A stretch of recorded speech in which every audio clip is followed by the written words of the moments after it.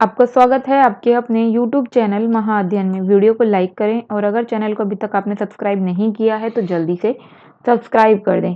आज हम करने जा रहे हैं हमारी 8th क्लास की वर्कशीट जो कि है सोशल साइंस की और हिस्ट्री के यानी कि हमारे अतीत से है और वर्कशीट का नंबर है 13 और आज की डेट है 9 नवंबर। आपको याद है हम कंपनी के बारे में पढ़ रहे थे कि किस तरह से कंपनी मर्चेंट बनकर आती है भारत और भारत आने के बाद प्लासी का बक्सर का बैटल होता है और धीरे धीरे वो नवाब बन जाती है और नवाब बनने के बाद बंगाल तो उनके कंट्रोल में आ ही गया है, लेकिन अब हम देखते हैं कि किस तरह से कंपनी का रूल जो है वो एक्सपेंड करता है, यानी बाकी जगहों पर उसने अपनी पकड़ बनाई। तो सबसे पहले हमें फर्स्ट पैराग्राफ दिया गया है जिसमें हमें ये बताया गया है कि बैटल ऑफ बक्सर यानी कि 1764 के बाद जब इनके पास पूरा बंगाल कुछ कुछ सालों के बाद जब ये बंगाल के नवाब बन जाते हैं, उसके बाद इन्होंने क्या किया, एक हर रियासत में इन्होंने रियासत का मतलब एक तरीके से कहें तो स्टेट्स, उस वक्त के जो छोटे छोटे राजाओं के छोटे छोटे क्षेत्र थे उन्हें हम रियासत बोलते हैं। वैसे यहाँ पर इंडियन स्टेट्स लिखा हुआ है तो चलो हम इंडियन स्टेट्स ही पढ़ लेते हैं। तो जो छोटे छोटे स्टेट्स थे वहां पर इन्होंने एक रेजिडेंट नाम का व्यक्ति रखा, मतलब एक व्यक्ति रखा जिसकी पोस्ट का नाम था रेजिडेंट। व्यक्ति का नाम रेजिडेंट नहीं था, पोस्ट का नाम रेजिडेंट। तो ये रेजिडेंट क्या करते थे, इन रेजिडेंट को काम दिया गया था कि आपको जो कंपनी के इंटरेस्ट हैं और कंपनी को आपको हर तरीके से प्रॉफिट होना चाहिए, आपको कुछ ऐसा करते रहना है। तो और उनको हर रियासत में इन्हें नियुक्त किया गया था। तो अब ये क्या करते थे कि जिससे कंपनी को फायदा हो, करते ये थे कि ये खुद ये तय करने लगे कि किसको राजा बनाया जाए, किसको कौन से पोस्ट पर बिठाया जाए जिससे कि वो कंपनी के अकॉर्डिंग चले। तो एक तरीके से अगर हम ये कहें कि कंपनी पॉलिटिकल अफेयर्स जो थे इन स्टेट्स के उनमें इंटरफेयर करने लगी। एक तरीके से अगर ये कहा जाए तो बिल्कुल ठीक होगा, क्योंकि राजा कौन बनेगा ये कंपनी बताएगी, किसको किस पोस्ट पे बिठाएंगे ये कंपनी बताएगी, उसका रेजिडेंट बताएगा। तो एक तरीके से सारा काम पॉलिटिकली ये खुद कर रहे हैं, नामचारे को वहां पे राजा है। इसके बाद इन्होंने एक अलायंस बनाई थी जिसका नाम है सब्सिडरी अलायंस। अब इस अलायंस के अकॉर्डिंग होता क्या था, होता ये था कि जो भी स्टेट इस अलायंस को मान लेता था या इसको साइन कर देता था तो उसके बाद वो अपने स्टेट में आर्मी नहीं रख सकता था। तो आर्मी कौन रखेगा, जरूरत होगी तो आर्मी की, फिर क्या किया जाएगा, तो जरूरत पड़ेगी आर्मी की तो कंपनी उनको आर्मी प्रोवाइड कराएगी और कंपनी को आप खर्चा देंगे आर्मी को रखने के लिए। तो अब देखिए कितनी कितनी चालाकी वाली बात है यहाँ पर, या कितना दिमाग लगाकर इस संधि को बनाया गया। मतलब सेना रखेंगे अंग्रेज, खर्चा उठाएगा राजा, और राजा अपने पास सेना नहीं रख सकता। जब राजा को सेना की जरूरत होगी तो अंग्रेज तय करेंगे कि सेना देनी है कि नहीं देनी है, ये सब। तो इस तरीके से एक और खास बात ये थी कि राजा को सेना को रखने के लिए पैसे देने पड़ते थे, यानी रकम अदा करनी पड़ती थी। और अगर वो पर्टिकुलर मनी जो उनको देने हैं, वो जो पूरा धन उनको देना है, अगर वो उस वेल्थ को चुकाने में कामयाब नहीं होते थे, अगर किसी बार वो इंडियन रूलर फेल हो गया इस पेमेंट को करने में, तो ये कंपनी उनकी टेरिटरी के किसी भी पार्ट पर अपना कब्जा कर लेती थी। यहाँ पर लिखा है ना, the part of their territory was taken away as penalty, penalty के रूप में। और इसके एग्जाम्पल्स भी दिए गए हैं कि रिचर्ड वेलेजली नाम का जो गवर्नर था, कंपनी का गवर्नर रिचर्ड वेलेजली के टाइम में अवध और हैदराबाद है, अवध का बहुत सारा क्षेत्र जो है, पूरा आधा अवध जो है वो कंपनी के पास चला गया था। क्यों? क्योंकि वहां का जो शासक था वो पे नहीं कर पाया था सब्सिडरी अलायंस के बदले में सेना को रखने के लिए, आर्मी को रखने के लिए। और हैदराबाद भी इसका ही उदाहरण है कि हैदराबाद टेरिटरी के भी काफी सारे एरिया को इन्होंने फोर्सफुली ले लिया था, उस पर कब्जा कर लिया था। तो चलो अब आगे बढ़ जाते हैं। अब हम पढ़ रहे हैं डायरेक्ट कन्फ्रंटेशन की। सीधे सीधे तौर पर भी इन्होंने लड़ाइयां करना शुरू की। अब वो सीधे सीधे तौर पर इन्होंने लड़ाइयां करना कैसे शुरू की, मतलब या एक तो इन्होंने सब्सिडरी अलायंस लगा दी कि उसके थ्रू कब्जा मिल जाए। कुछ दूसरे तरीके से इन्होंने ट्राई किया कि पॉलिटिकली और ये इन्वॉल्व हो जाएं और कब्जा कर लें, या वहाँ का जो क्षेत्र है वो छीन ले, या वहाँ के नवाब बन जाए, या वहाँ का इनका कठपुतली राजा नवाब बन जाए, या कठपुतली इनका राजा बन जाए। तो अगर इससे काम नहीं चला तो क्या हुआ, क्योंकि कुछ ऐसे स्टेट्स भी थे जिन्होंने ना तो इनकी अलायंस को कंसीडर किया, ना ही इनकी अलायंस को फॉलो किया, ना इनको फॉलो किया। और इसका एक सबसे बड़ा उदाहरण है सुल्तान ऑफ मैसूर। मैसूर के जो सुल्तान थे उन्होंने कंपनी के साथ किसी तरह का रिलेशन नहीं रखा, क्योंकि उनको पता था कि अगर इनके साथ हम रिलेशन रखेंगे तो धीरे धीरे ये हमारे स्टेट्स को भी, हमारे स्टेट के साथ भी वही करेंगे जो इन्होंने बाकी स्टेट के साथ किया है। तो चलो देखते हैं। तो इसका जो रूलर था हैदर अली, वो रूलर जो है 1761 से 1782 तक रहे, और उनका जो बेटा है टीपू सुल्तान, उसने 1782 से 1799 तक रूल किया।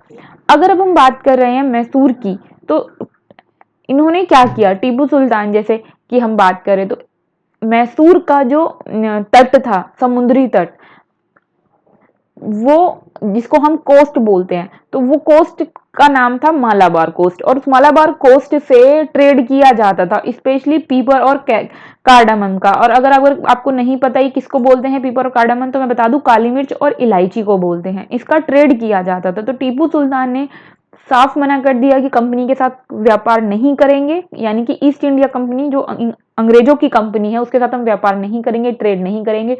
और उसने जो अपने लोकल मर्चेंट थे उनको भी डिसअलो कर दिया कि आप कंपनी के साथ ट्रेड नहीं कर सकते। इसके अलावा उन्होंने जो फ्रेंच थे, फ्रांसीसी जो थे, फ्रेंच जो थे, उनके साथ क्लोज रिलेशनशिप बनाए, और उनकी हेल्प से उन्होंने अपनी आर्मी को भी मॉडर्नाइज किया, मतलब नए तरीके की आर्मी बनाई। क्योंकि अभी तक हम देख रहे हैं कि सब हार जाते थे अंग्रेजों से। क्यों हार जाते थे? क्योंकि अंग्रेजों की जो आर्मी थी वो मॉडर्न थी, उनके पास बंदूकें, तोप, गोले और सब कुछ मॉडर्न टाइप की चीजों का वो इस्तेमाल कर रहे थे। यहाँ तक कि नौसेना का, नेवी का भी नए टाइप की नेवी का इस्तेमाल कर रहे थे। तो इसलिए टीपू सुल्तान ने, या मैसूर के जो शासक थे, इन्होंने फ्रेंच से मिलकर, फ्रांसीसियों से मिलकर अपनी आर्मी को स्ट्रॉन्ग किया और नए तरीके का बनाया, और इन्होंने ट्रेड भी फ्रेंच के साथ करना शुरू कर दिया। ऐसा होने पर जो है ब्रिटिशियर्स जो है वो फ्यूरियस हो गए, यानी गुस्सा हो गए, और उसके बाद एक के बाद एक 4 युद्ध हुए। तो दो हैदर अली के टाइम पर हुए थे, और 2 युद्ध हुए थे टीपू सुल्तान के टाइम। तो पहला हैदर अली के टाइम पर जब युद्ध हुआ तो वो था 1767 टू 69 तक। सेकंड हुआ था 1780 टू 84 तक। लेकिन यहाँ पर हमने पढ़ा ये 84 तक चलता है, लेकिन हैदर अली की मृत्यु हो जाती है 82 में। और मैं आपको बता दूं कैंसर की वजह से हैदर अली की मृत्यु हो जाती है। और उसके बाद जब टीपू सुल्तान राजा बनते हैं तो 1790 से 92 तक पहला युद्ध चलता है, और दूसरा 1799 में होता है। उनकी राजधानी श्रीरंगपट्टम में इस जंग में, इस युद्ध में, बैटल में टीपू सुल्तान की मृत्यु हो जाती है, यानी कि उसे मार दिया जाता है। और इस तरीके से मैसूर अंग्रेजों के कब्जे में आ गया, और उन्होंने एक पुरानी डायनेस्टी जो कभी मैसूर पर शासन किया करती थी, वोडियार नाम था जिसका, उनको दे दिया पूरा मैसूर, और उनके ऊपर भी अब सब्सिडरी अलायंस को थोप दिया गया। तो इस तरीके से ये एरिया, जिन्होंने इनके साथ किसी तरह का कोई अलायंस नहीं किया था, उनको सीधे लड़ाई में हराकर इन्होंने अपने कब्जे में ले लिया। और इसी तरह का हिसाब किताब हम देखते हैं मराठास के साथ भी इन्होंने किया। मराठा के साथ इन्होंने 3 युद्ध किए, 3 बैटल किए, 1 बाय 1, और एट दी एंड इन्होंने मराठास को भी अपने कब्जे में ले लिया। इन्होंने फर्स्ट वॉर किया था 1782 में, और इसमें कोई भी ना जीता ना कोई हारा। तो इसमें ट्रीटी हुई सालबाई की, और सालबाई की ट्रीटी के बाद ये युद्ध खत्म हो गया। दूसरा वॉर हुआ था इनका एंग्लो मराठा युद्ध के नाम से हम इन तीनों युद्धों को जानते हैं। वो हुआ था 1803 से 5 में, और ये एक से ज्यादा जगह पर लड़ा जा रहा था, जिसकी वजह से मराठा की शक्ति कम हो गई, पावर कम हो गई, और उसके बाद वो हार गए। और हारने की बाद क्या हुआ, ब्रिटिशियर्स ने उड़ीसा और उसके आसपास का जो बाकी आगरा वागरा, जहां जहां पर भी ये लड़ा गया था, वहां वहां पर उन्होंने एरिया पर कब्जा कर लिया। इसके बाद जो थर्ड था वॉर, वो हुआ था 1817 टू 19 में, और इसमें हारने के बाद पेशवा को इन्होंने पुणे से हटा दिया। पुणे कहाँ है? महाराष्ट्र में है। पेशवा महाराष्ट्र में रहता था, वहां से पेशवा को हटाकर इन्होंने कानपुर यानी यूपी भेज दिया। क्यों भेजा? ताकि वो लोगों के साथ कांटेक्ट ना कर सके। अगर वो लोगों के साथ कांटेक्ट नहीं कर पाएगा तो दोबारा से अपनी पावर को इकट्ठा करके आर्मी को तैयार नहीं कर पाएगा। इस तरीके से विंध्या पर्वत, विंध्या नाम दिया हुआ है यहाँ पर। आप सोचोगे विंध्या क्या है, विंध्या पर्वत का नाम है। तो दक्षिण भारत में, साउथ इंडिया में विंध्या पर्वत के दूसरी तरफ का जितना भी एरिया था वो सारा का सारा इन्होंने अपने कंट्रोल में ले लिया। किसने कंट्रोल में लिया? कंपनी ने कंट्रोल में ले लिया। अब यहाँ पर आया है पेशवा। ये पेशवा क्या होता है? जो मराठास थे, मराठास में जो उनका प्रधानमंत्री होता था उसको पेशवा बोला जाता था। जैसे आपने मूवी देखी थी बाजीराव मस्तानी, उसमें उसको पेशवा पेशवा बोलते हैं, पेशवा।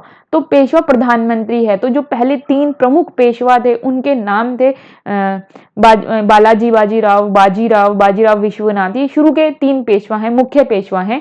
और उसी में आपने जो है मूवी देखी है, उन्हीं 3 पेशवा में से एक की वो मूवी है। लेकिन इसके अलावा भी 2 नाम हैं ऐसे जिन्होंने बहुत अच्छे तरीके से रूल किया, या बहुत अच्छे तरीके से रूल किया नहीं कहेंगे, बहुत अच्छे तरीके से उन्होंने एडमिनिस्ट्रेटिव पावर का यूज किया। और उस जैसे महादजीत सिंधिया एक नाम है, दूसरा नाम नाना फड़ानीस है। तो ये दोनों फेमस नाम है मराठा सोल्जर्स और स्टेट्समैन के, एक तरीके से अगर कहा जाए।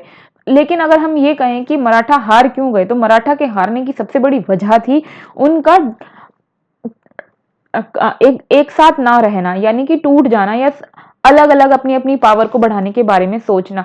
तो वहां पर जो मुख्य डायनेस्टी थी, मतलब फेमस डायनेस्टी थी, उसमें थे सिंधिया, होलकर, गायकवाड़ और भोसले। पहले क्या होता था? पहले ये होता था कि इन सभी के चीफ जो है वो पेशवा के अंडर एक कॉन्फेडरेसी के मेंबर होते थे, और वो पेशवा के अकॉर्डिंग सारे काम करते थे। वो मिलिट्री और एडमिनिस्ट्रेटिव सारे काम जो पेशवा देखता था, पुणे में रहता था और पुणे में से ही देखता था, और ये सब उसको फॉलो करते थे। लेकिन जब ये सारे की सारी डायनेस्टी अपने अपने बारे में सोचने लगी तो मराठास की शक्ति कम हो गई, और इसीलिए वो इन सारे बैटल्स में हार गई जो हमने यहाँ पर पढ़े। तो अब हम बढ़ते हैं आगे की तरफ।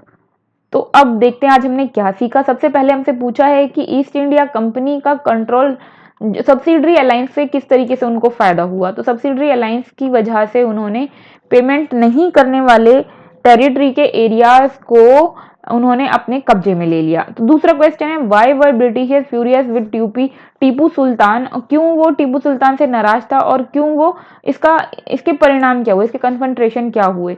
तो इसलिए नाराज थे क्योंकि टीपू सुल्तान ने उनके साथ ट्रेड करना बंद कर दिया, अपने लोकल मर्चेंट्स को भी वहां पर ट्रेड करने के लिए उनके साथ मना कर दिया। फिर उन्होंने फ्रांस के साथ ट्रेड करना ही शुरू कर दिया, और साथ में अपनी सेना को, यानी कि अपनी आर्मी को मॉडर्नाइज करना शुरू कर दिया। इसलिए ब्रिटिशर्स फ्यूरियस हो गए, यानी गुस्सा हो गए। और उसके बाद रिजल्ट क्या हुआ? रिजल्ट हुआ वॉर। 4 वॉर हुए, और 4 वॉर के बाद at the and Tipu Sultan की मृत्यु के बाद मैसूर अंग्रेजों के कब्जे में आ जाता है, कंपनी के कब्जे में आ जाता है, और इस तरीके से वो वोडियार राजवंश को दे दिया जाता है, और वहां पर सब्सिडरी अलायंस लगा दी जाती है। फिर थर्ड इन्होंने हमसे पूछा है मेजर डायनेस्टी बतानी है मराठा पावर की। तो सिंधिया, होलकर, भोसले, ये नाम मैंने तुम्हें अभी अभी, गायकवाड़ी, चारों नाम मैंने तुम्हें अभी अभी बताए ही थे।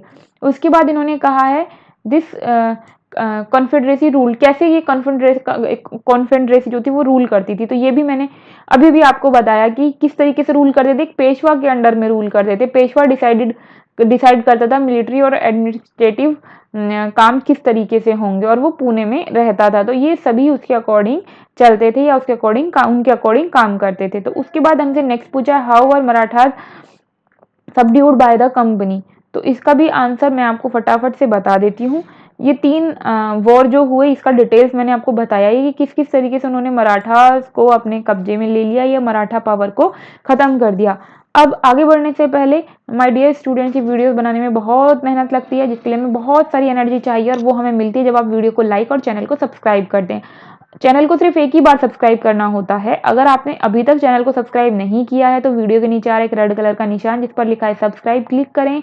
कलर चेंज मतलब चैनल हो गया सब्सक्राइब। तो फिर मिलते हैं ऐसी अच्छी सी प्यारी सी वीडियोस के साथ। तब तक के लिए स्वस्थ रहें, खुश रहें। नमस्कार और थैंक यू।